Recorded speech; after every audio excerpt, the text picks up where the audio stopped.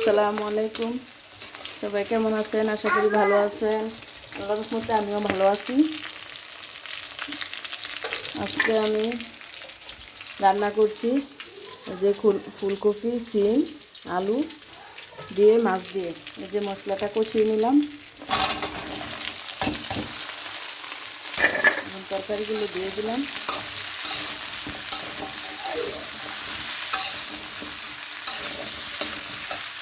এখন লাল লাল করে ভেজে নেব। এর তো আমি ডেকে কষিয়ে নেব।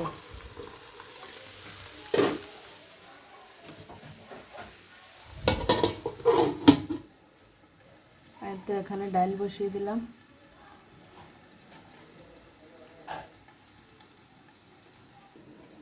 এর তো এখন আমি ডালটা বাগার দিয়ে দেব।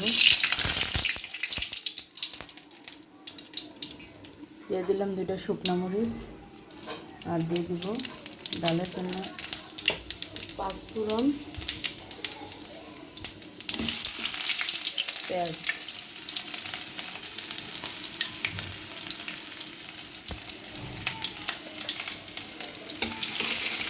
এখন ভালো করে ভেজে এই তো আমার ফোড়নটা রেডি হয়ে গেল।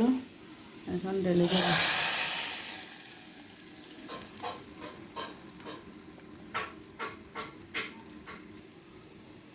ধনিয়া পাতা দিয়ে ডালটা নামিয়ে নেব।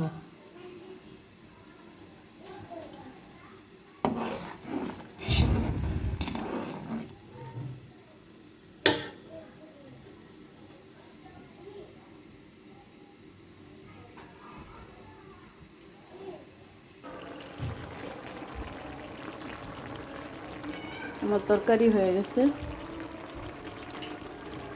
ধনিয়া পাতা দিয়ে দিলাম। এখন